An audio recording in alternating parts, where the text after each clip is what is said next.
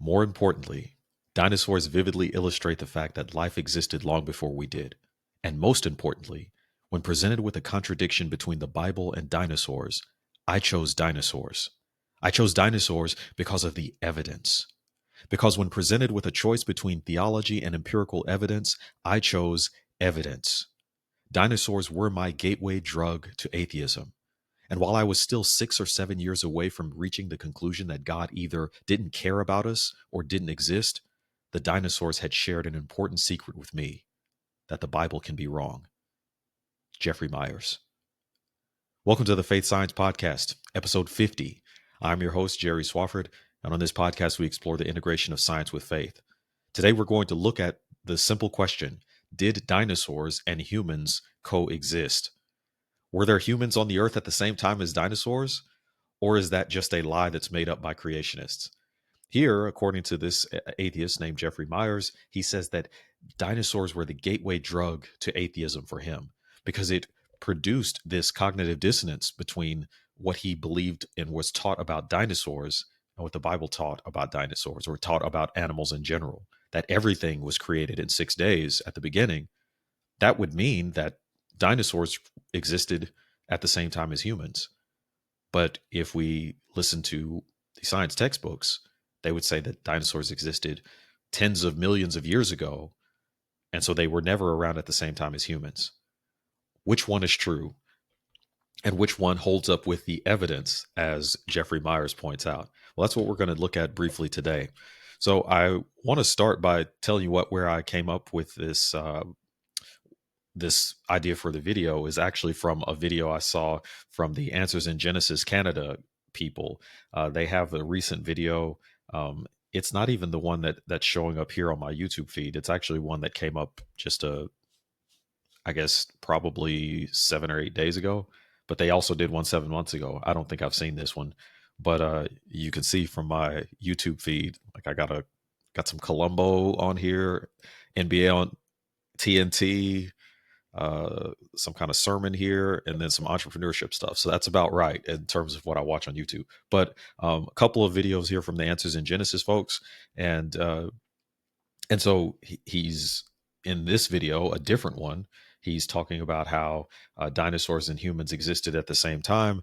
There's another one from 4 days ago that I actually haven't seen that yet either, where it's saying that evolutionists have finally discovered that humans are not descended from apes. So we might respond to that one later on. Not sure, but uh, I just wanted to kind of point out that the video is, I'm going to link it in the description, but it's not actually this video that's showing up on the screen. I thought it was, but I didn't notice that this is an older video. You might want to check that one out as well. But we're going to look at that question today of dinosaurs and humans coexisting. Now, if you were to Google this, which I did earlier, I Googled dinosaurs and humans coexisted. And when I Googled that, the AI overview, which is generally some kind of a summary of what you can find about this, which would be through Google Gemini in this case, the AI overview immediately says no, dinosaurs and humans did not coexist on Earth. Non avian dinosaurs went extinct approximately 66 million years ago during the Cretaceous Paleogene extinction event. Triggered by an asteroid impact. Now, again, that's a theory, of course, but again, that is maybe the prevailing theory. So this is why the AI is giving us that answer. Now, what's interesting is right under this, there is an article from just under 2 years ago from Earth.com, and it says an astonishing new study concludes that human ancestors survived the asteroid impact that killed the dinosaurs. Now, according to that would mean, well, let's take a look at this briefly. That would mean that the okay, I'm not sure why it's going off of my okay.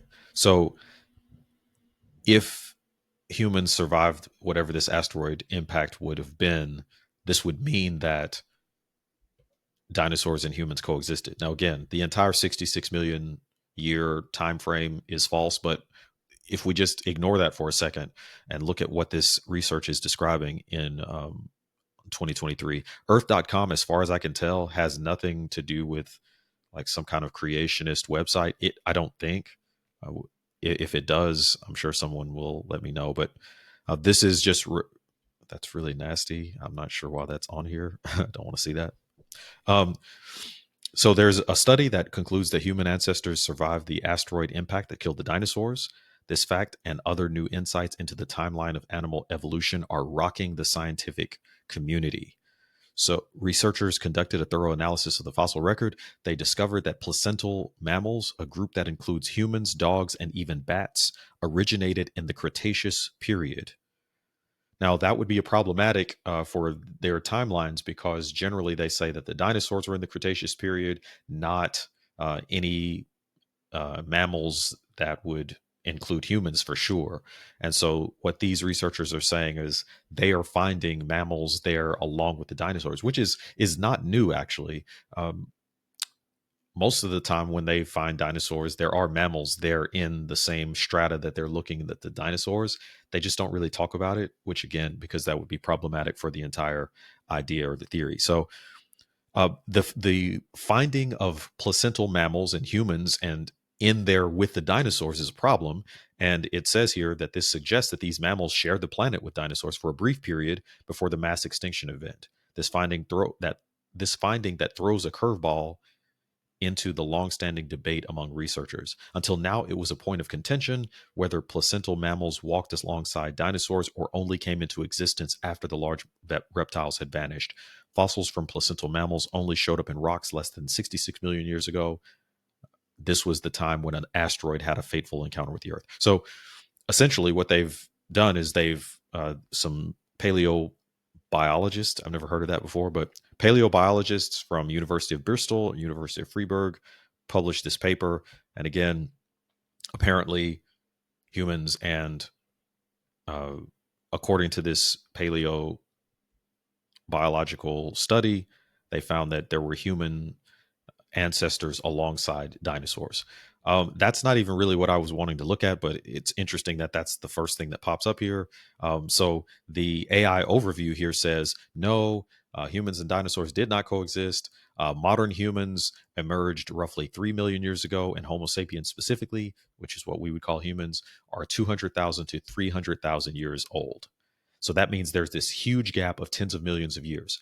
Now, this is important to understand the timeline because if we can point to evidence that humans and dinosaurs coexisted, then you have to completely rethink that. And so, for example, the earth.com article there is a really what they call a curveball because now what you have to do is say, well, actually humans are more like 66 million years old is what the apparently the researchers there were concluding. The other thing you could say is that maybe the dinosaurs aren't 66 million years old. Maybe they're closer to 2 or 3 million years. Now, again, even the 2 or 3 million year timeline, I don't agree with, of course, but I'm just simply saying that now you have evidence that really goes against this thing that was a long standing assumption that humans and dinosaurs could not have coexisted. And so, if we find that dinosaurs did coexist with humans, then either dinosaurs have existed into, let's say, according to Google Gemini here, up to 200 to 300,000 years ago, or then humans have been around for tens of millions of years. Now, we know that that's not true. So I think the thing that you would have to do is say that dinosaurs are actually much more recent than previously believed. Now, again, when you even look at the evidence for it being 66 million years, it's all of this paleo anthropology, paleobiology, uh, all of that stuff, paleontology, paleontology, all of it is all of the geological stuff behind where they come up with these numbers is really not what you would call science because it's not repeatable. So I just want to point out here though, if we can find evidence that shows that dinosaurs and humans coexisted, then this is really problematic for that entire tens of millions of year timeline. Now, so when you start scrolling down, you start finding most of the stuff that you're going to see is by people who believe in the creation accounts.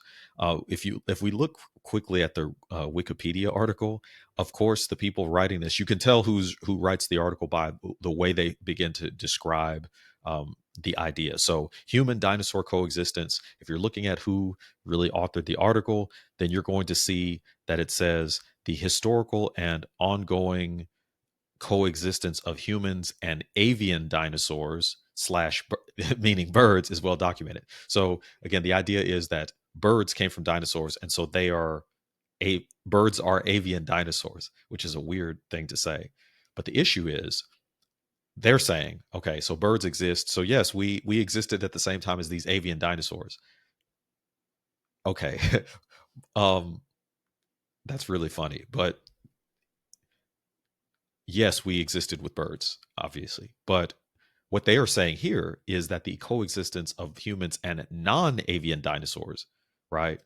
So the entire, even calling birds avian dinosaurs shows that you are already operating from a specific assumption. To assume that birds came from dinosaurs is an assumption. You can't show that scientifically. And again, geologically, I don't even know what they would use to show that, and maybe we can look it up sometime. But what they're saying, non-avian dinosaurs is what anybody would call a dinosaur. Avian dinosaurs, nobody calls birds. Nobody would call a bird that, but that's what these people are saying. So you can already see that these people are operating from a perspective where they're calling birds dinosaurs, and so they are have the material, the atheistic evolutionary worldview. So understand that there's going to be bias here. And so the bias becomes very clear as we keep reading. So they say that the idea that humans and dinosaurs, let's just say, coexisted is speculative fiction, owing to the fact that humans and non-avian dinosaurs have never coexisted at any point in the history of Earth. Now that's a strong statement. So they're saying that's never happened. Okay, so then the notion that they did coexist is pseudoscience, pseudo history, and young Earth creationists, cryptozoologists, and some other groups. So you begin to see the bias here. Okay, so that's what these people are saying. Um, that that's funny. Avian dinosaurs are what they're calling birds. Uh, so again, they bake it into they're baking this idea of birds coming from dinosaurs even in how they describe birds. So you might be watching this and you may be an atheist and you believe that dinosaurs and humans are separated by tens of millions of years, and you say, okay, Jerry, well, where is this evidence then that you're talking about? um, I'll just, again, I haven't even looked at this, but here is something from the Institute for Creation Research. Here's what I would start with, though. I would point to really three things.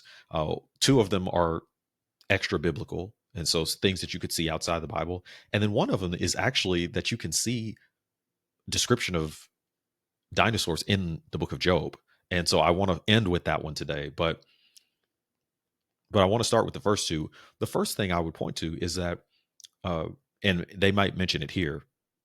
They actually do. Okay, so the first thing I would point to is that there are legends of dinosaurs or of dragons in basically all people groups as far back as you can go, and so in different parts of the world. And you say, well, why would that be evidence that people and dinosaurs coexisted? The answer to that is that when you look at the dragon stories from the past, when you look at the descriptions of the dragons, they look like dinosaurs. They're basically these large reptilian creatures. They're dinosaurs. They're large reptiles. And so the issue becomes, where did it come from that these various cultures, many of whom did not contact each other to compare notes about these dragon creatures that they are all describing, where did they come up with this stuff? It's interesting. I saw from that video I was describing earlier that Carl Sagan wrote a book. Let's look it up really quick.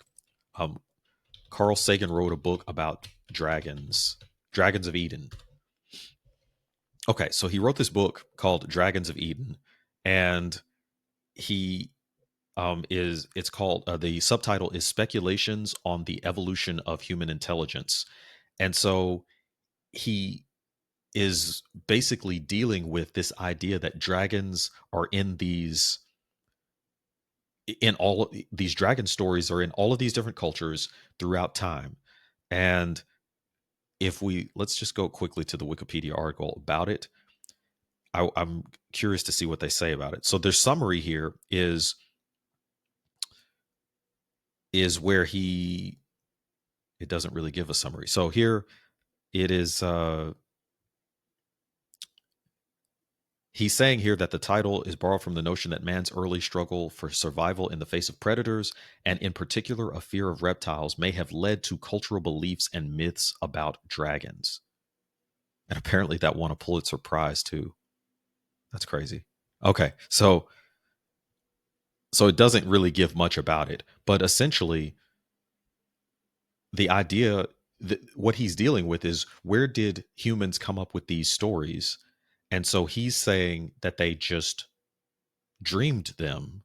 So these different people from different cultures in different areas of the world all separately dreamed about dinosaurs because they were afraid of reptiles. They were afraid of small reptiles, so they dreamed about big reptiles in ways that are very, very similar, as if they all saw the same thing. This is apparently Carl Sagan's mythology regarding this. Again, of course, it's his theory that he won a Pulitzer Prize for, apparently. But my point here is that we see these dragon stories, and if we're thinking, okay, what would be the most plausible explanation for the fact that these different cultures all have these dinosaur-like creatures that they are describing? The simplest explanation would be because they saw them. Now, you could use Carl Sagan's explanation and say something like they all dreamed about them. Or apparently, according to the video, he was saying that apparently ancestors that may have encountered something like a dinosaur passed those dreams to their offspring, which is a really crazy idea. I'm not sure that that's in the book, but that's what they were. They were somewhat saying that that's what was in the book. I'm not sure. What we saw from there is that at the very least, he was saying that they dreamed it up, according to the Wikipedia article. The thing about it is, the simpler explanation would be because they actually saw these creatures. So all of these different cultures have dragon stories in their histories. There are also flood stories. There are also creation like stories, not exactly like what we see in Genesis, but a lot of similar details. Now, that you could look at that and point to that as evidence that there was a creation event by God in the past, that there was a flood event by God in the past, and that there were dinosaurs in the past. But again, that's just one piece. That's just one line of evidence, but it's a really interesting one to think about. If you are an atheist and you're watching, how do you how do you explain that these unconnected cultures all have these dinosaur stories? We're calling them dragons because the word dinosaur is actually more recent than the word dragon. But these are dinosaur stories that these different cultures have. How do you explain that exactly? Now, the second piece to this is that it's not just that there are stories about them, but there are also depictions of them. That would be the second line of evidence, that we can see depictions that are not all that old of dinosaurs. And you might say, well, they're dragons, not dinosaurs. No, these we're talking about dinosaurs now. You could use the term dragons previously, but again, in this case, we would anybody looking at these would say that these are dinosaurs. So I think that's also mentioned here. Uh,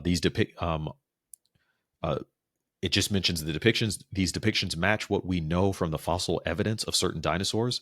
Thus, dinosaurs are known directly from their fossils and indirectly from cave drawings, tapestries, textiles, figurines, carvings, bas reliefs, and many oral and written eyewitness accounts, most of which are quite old.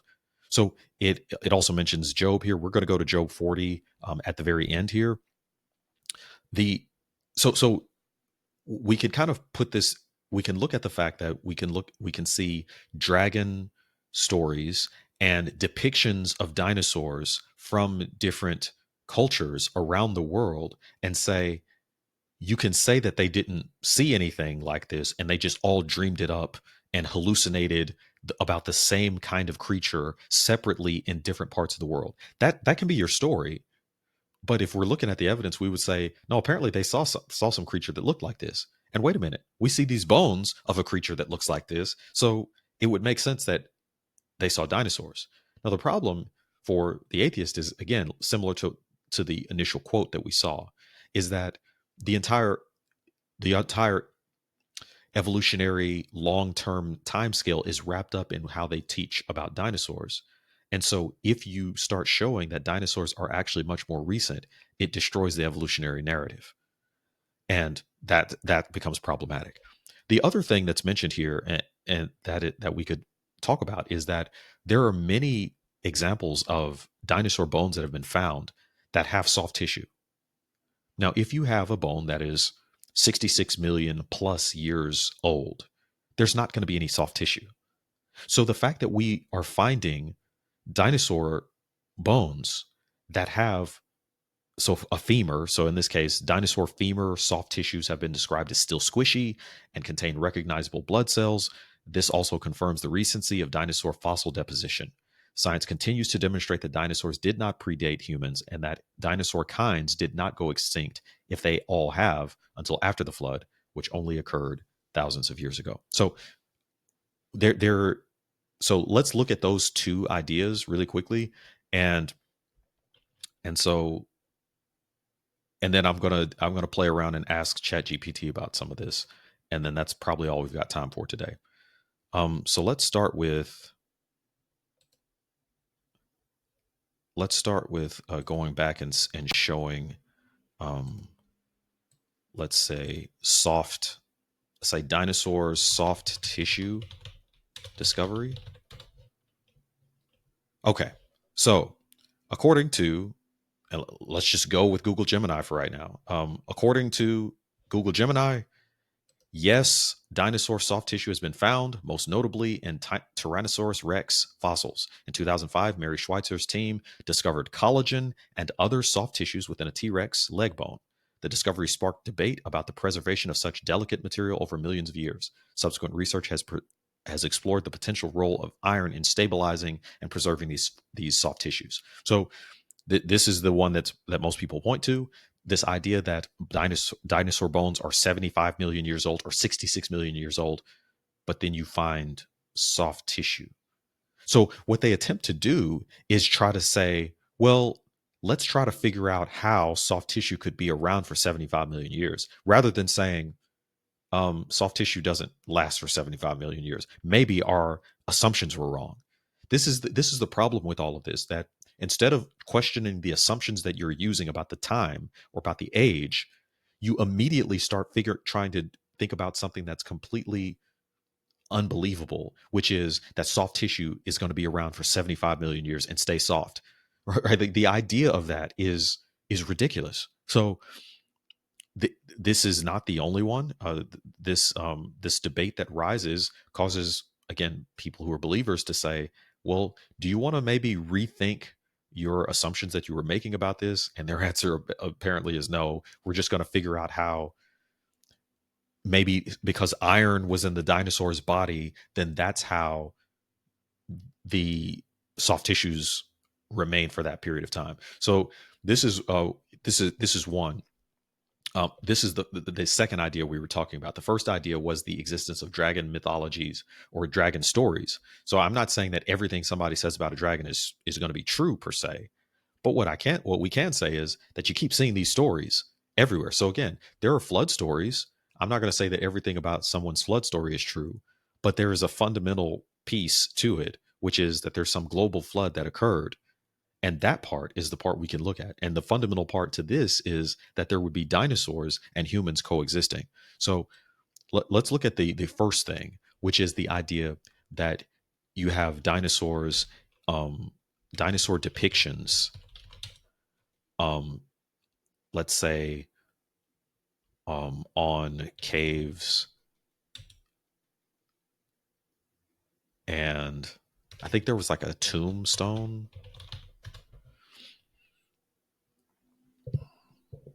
Okay, Ica stones. Okay, this is Reddit. We're not going to necessarily go there, but let's just go to Ica stones really quickly. Okay, so The Ica stones are a collection of andesite stones with engraved motifs created as a work of art in the 1960s by Peruvian farmer. The artifacts, many of which notably depict non-avian dinosaurs, were originally sold as. So again, this is talking about someone who maybe created this much more recently, and so this isn't what we're looking for. So let's see.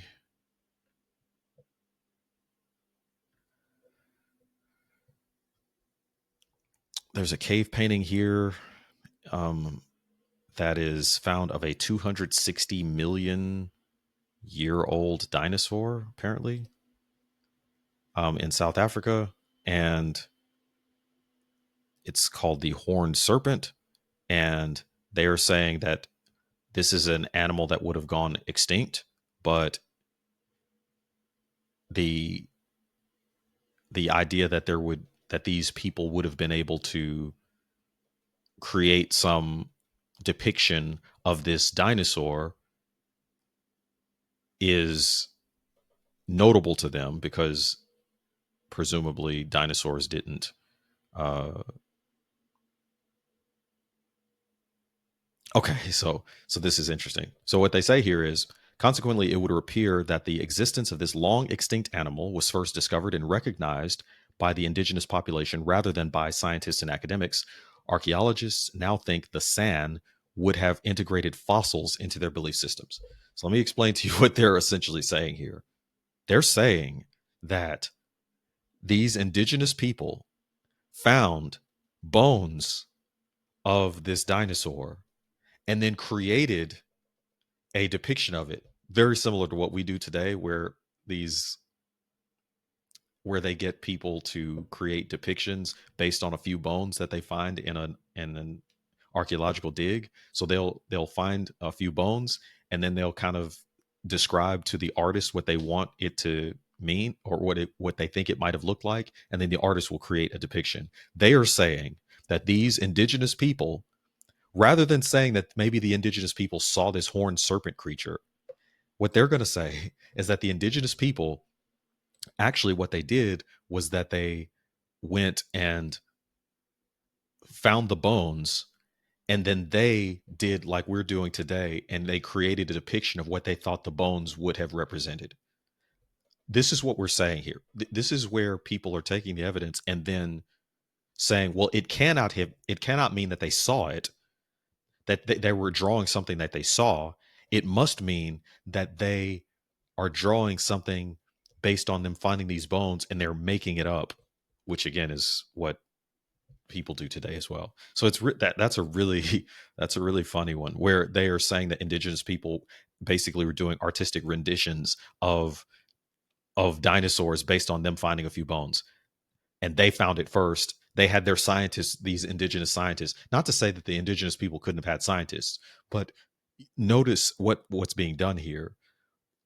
They cannot allow for this old earth, this old age or of dinosaurs. They cannot allow any evidence to somehow assail that fundamental belief. So you have to have the belief. And if you question the belief, if you look at the evidence and say, well, what if they just drew what they saw? Then you're a young earth creationist, which I don't mind the term. It's accurate, I guess. I'm just saying that these people hear young earth creationist, then they completely are dismissive of you. Now, I would say when I hear the term evolutionist, I can be dismissive, and I want to be careful not to do that and to actually just look at the the merit of what someone is saying. Okay, so where I want to end today is actually with the book of Job.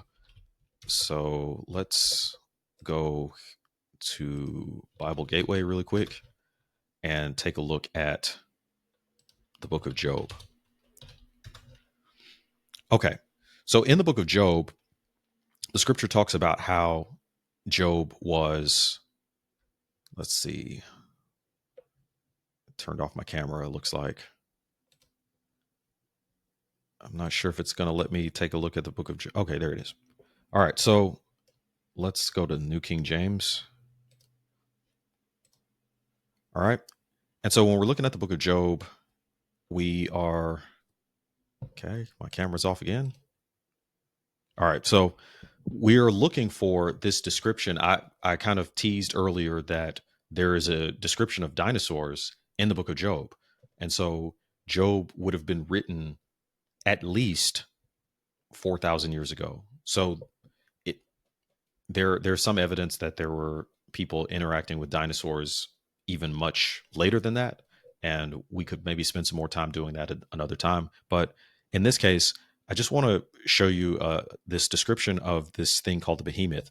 If you look at the footnote regarding behemoth in Job chapter 40 verse 15, it's going to say here a large animal, exact identity unknown. Sometimes there are people that will say, well, this is a hippopotamus. It's clearly not a hippopotamus. And the reason why we know it's not a hippopotamus is because look at the description of it. It says here, look now at the behemoth, which I made along with you. Notice what God is saying here, that whatever this thing is that God made, he made it along with humans, along with Job. So there is no tens of millions of years between one and the other, but God made them all on the sixth day, land creatures. He eats grass like an ox. See now, his strength is in his hips, and his power is in his stomach muscles. He moves his tail like a cedar. The sinews of his thighs are tightly knit. His bones are like beams of bronze, his ribs like bars of iron. He is the first of the ways of God. Only he who made him can bring near his sword. Surely the mountains yield food for him, and all the beasts of the field play there. He lies under the lotus trees in a covert of reeds and marsh. The lotus trees cover him with their shade. The willows by the brook surround him. Indeed, the river may rage, yet he is not disturbed. He is confident, though the Jordan gushes into his mouth, though he takes it in his eyes, or one pierces his nose with a snare. So here you have this creature who has the strong hips and has power in his stomach muscles. Doesn't sound like a hippopotamus here. It says that he moves his tail like a cedar. So whatever this creature is has a long, strong tail. So it's not a hippopotamus. The hippopotamus just has like that little. I mean, it's a. We could take a look at it, but it's not us. You would not consider the tail of a hippopotamus to be like a cedar at all. But if we were looking at a brachiosaurus, then you would say, well, yeah, that. So when you start thinking about a brachiosaurus, that sounds a lot like what we're seeing here, what's being described here, that it eats grass, so it's an herbivore, and but it's this big, strong creature. Now, if you're looking for some kind of paleoanthropological or paleontologist definition of a behemoth, you're not going to get that. And you're not going to get that in the dinosaur stories of the past either. But you're going to get some basic details that if we're thinking about, is there anything that we can think of that looks like that, that sounds like that? It's a dinosaur. Now, if you go to the next chapter, Job chapter 41, God then says to Job, he mentions another creature. Can you draw out Leviathan with a hook or snare his tongue with a line which you lower? So if we look at the footnote here, it calls this a large sea creature, exact identity unknown. So it's this large sea creature of some kind, and it sounds like some kind of water-based or some kind of creature, dinosaur creature that might have been in the water as a reptile. And then what we're going to see is we're going to see something that sounds awfully dragon-like in its description. So notice, he says here, can you put a reed through his nose or pierce his jaw with a hook? Will he make many supplications to you? Will he speak softly to you? Will he make a covenant with you? Will you take him as a servant forever? The implication here is that the answer is no, that this is not an animal to be trifled with. This is not an animal that you're going to use as your servant. You're not going to have him have this Leviathan creature as a pet. That's not going to happen. Now, notice he says, will you play with him as with a bird? He doesn't use the term avian dinosaur here. Avian dinosaurs are not a thing. It's something that people make up because they believe that dinosaur, what everyone else would call a dinosaur, is some kind of ancestor of the birds. They're birds. Birds and dinosaurs and people all coexisted. So here God mentions this, that you have birds, people, and dinosaurs. Next, it says in verse 7, can you fill his skin with harpoons or his head with fishing spears? Lay your hand on him. Remember the battle. Never do it again. Indeed, any hope of overcoming him is false. Shall one not be overwhelmed at the sight of him? No one is so fierce that he would dare stir him up. Who then is able to stand against me? Who has preceded me that I should pay him? Everything under heaven is mine. The entire point of God bringing up Leviathan, and also Behemoth for that matter, is to show God saying, I made all these things. And this Leviathan thing, you know not to mess with it, but I made it. So who are you to come to me, or to dismiss me, or to be, or to somehow think that you can ask for my audience? This is what Job was doing. He was wanting to justify himself before God. And God is saying, you have no business asking me anything. You won't talk to that Leviathan creature, and I made the Leviathan creature. So maybe you should be as afraid of me as you would be of the Leviathan. So let's end with this last part. I will not conceal his limbs, his mighty power, or his graceful proportions. Who can remove his outer coat? Who can approach him with a double bridle? Who can open the doors of his face with his terrible teeth all around?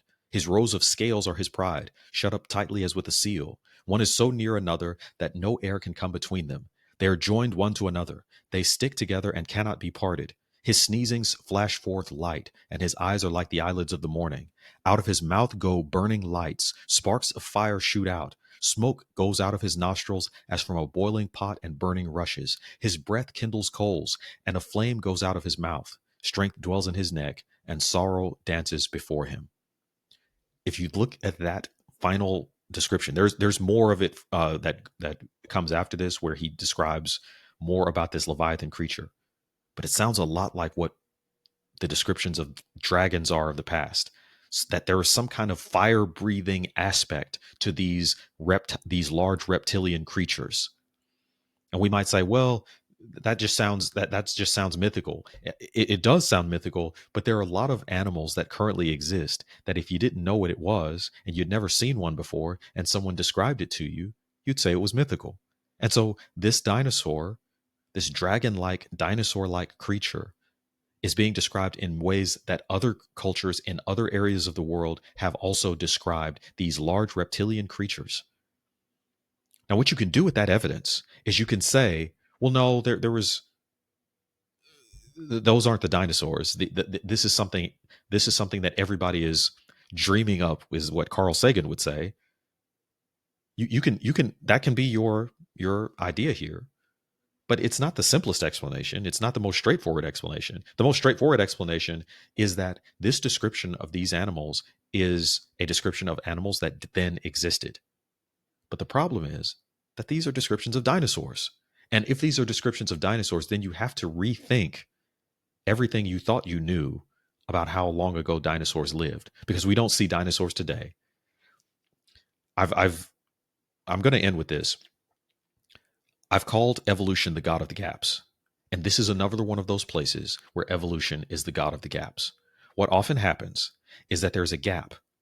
There's something that doesn't any longer exist. We see these bones in the ground of these dinosaurs, but we don't see dinosaurs today. And there's a gap. And what people do is that they take that gap and they fill it with all kinds of assumptions and presuppositions. And then they pass that off as truth. And if you question it, if you question their God, if you question their mythology, they come after you. They get angry with you. But it's literally a god of the gaps. You're not actually coming up with something that you can have evidence for. So when we say that we see design in nature and we believe there must be a designer, that's not god of the gaps. But if you look and see bones in the ground and you don't see dinosaurs currently, and you begin to say things like 66 million years, and you better not question me, that's God of the gaps. That's what people are doing with evolution. They are creating these entire stories based on the fact that we don't know what happened. We have this entire gap between the bones, and we don't see any dinosaurs today. And they take that gap and they fill it with all of this, and then they teach it to kids. And when they teach it to kids, then if you have a kid that loves dinosaurs, then they've made this association between this tens of millions of years ago thing. And so whenever they're teaching about dinosaurs, they're going to give that number. And then when you have a child who is then being taught the biblical accounts and that dinosaurs must have coexisted with humans, these kids have already been told, if they learn anything about dinosaurs from their books, or again, if you look at Google Gemini said no, humans and dinosaurs didn't coexist. Now, if you'll notice, Google Gemini didn't give any of that evidence that we've pointed out. That what do we do with these dragon stories? What do we do with the depictions of dragon or of dinosaurs in these various civilizations all over the world? What do we do with that? Do we simply say that people dreamed it up and that these descriptions of dinosaurs, as we saw in Job 40 and 41, and we see many other cultures with these descriptions of dinosaurs, are we just going to say that all of these different people dreamed up these large reptilian creatures? You can do that. Or you can just go to the simplest explanation, which would be that they all saw dinosaurs. But that's going to challenge your worldview if you come from a materialism perspective. So Jeffrey Myers said that dinosaurs were his gateway drug to atheism. And so if we're not careful and we're not showing the evidence for humans and dinosaurs coexisting, then our kids can love dinosaurs and learn all of this atheistic, materialistic, long time horizon stuff, and then they can be on their way to atheism as well. So we want to point that out here today. We'll do other videos similar to it and really maybe deep dive into just one of those aspects, maybe the depictions of, because we didn't even look at very much of it, but we might do some of that in a later video. But that's it for today's show. Dinosaurs are dangerous because when you actually see that humans and dinosaurs coexisted, then that's going to be something that leads you away from atheism, away from materialism, and to the truth of Christianity. Okay. I'm not sure what we're going to do next week, but stay tuned. We'll continue to do more of this content related to the war, not between science and Christianity, but the war between scientism or materialism or atheism and Christianity. And what we'll see is that the science falls on the side of truth of Christianity each time. All right. Till next time, keep asking questions, keep the faith.